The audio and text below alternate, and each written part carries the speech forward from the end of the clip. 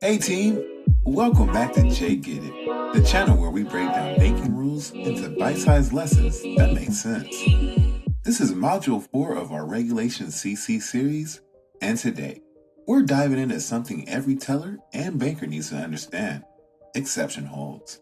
Yep, we're talking about those moments when funds aren't made available as fast as usual. These aren't the norm, but when they happen, we need to know why, how to apply them properly, and most importantly, how to communicate them clearly to the members. Let's get to it. First up, what is an exception hold? Also called a safeguard hold, this is when your financial institution lays availability of deposited funds beyond the standard hold schedule. Why? Because there are certain risk-based situations where we legally can and should hold funds a bit longer.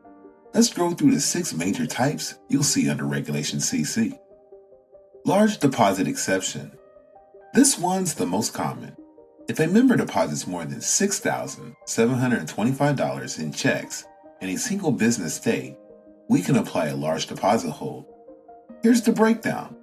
The first $275 must still be made available the next business day. The remaining amount can be held usually up to 7 business days total, depending on your institution's policy.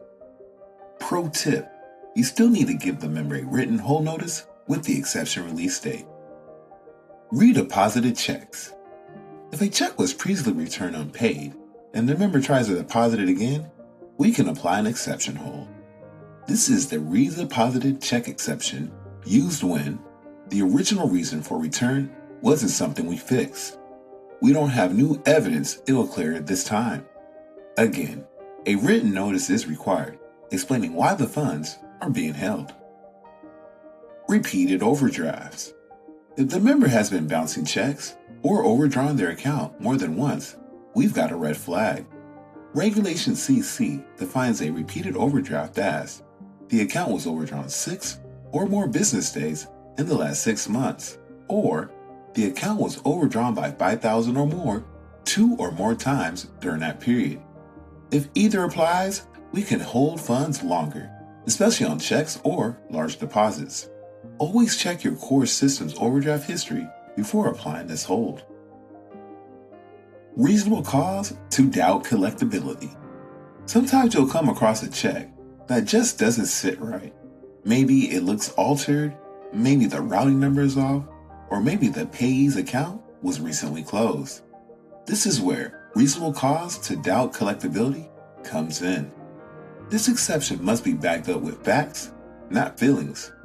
Example: if a check is written for an account that's been reported closed or has a stop payment, a clear written explanation must go on the hold notice, and your supervisor should always sign off. Emergency conditions. If something outside of our control affects check clearing, like a power outage, weather emergency, or system failure, we can use the emergency condition hold. This is rare, but powerful.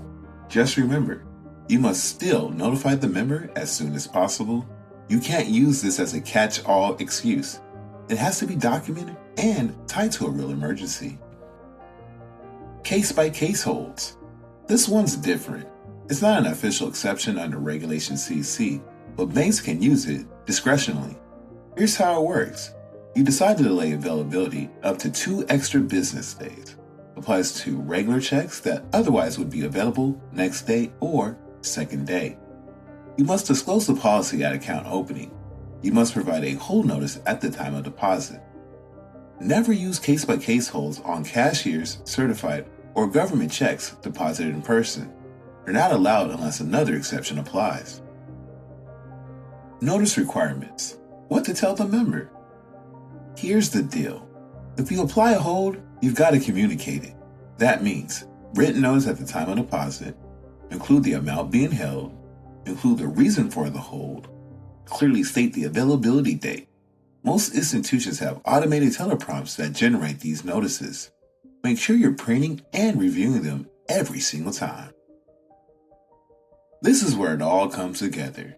Here's a visual timeline showing when the first $275 is due, when the rest might be available, how long holds can last under each exception, We've linked a downloadable PDF in the description below so you can print it out and post it at your station. Let's make it real. Scenario number 1. A member deposits 2 checks totaling $8,500. One is a personal check, the other is a government check. First $275 is next day. Government check equals next day if in person. Rest is held under large deposit exception. Scenario number 2. Member redeposits a $1,200 check that was returned last week. Redeposited check hold applies. Member must receive written notice. Scenario number 3. New account. Opened 5 days ago. Receives a $5,000 personal check. New account rules override normal regulation CC timelines. Funds can be held longer, up to 9 business days. Recap time. Let's wrap it up. Exception holds exist to reduce risk. Use them when you meet clear criteria. Always provide written notice. Know your institution's policies. Communicate with clarity and confidence. When in doubt, ask your supervisor or your compliance team. This training is for educational purposes only. Be sure to check your institution's policies and consult your compliance department before applying any holds.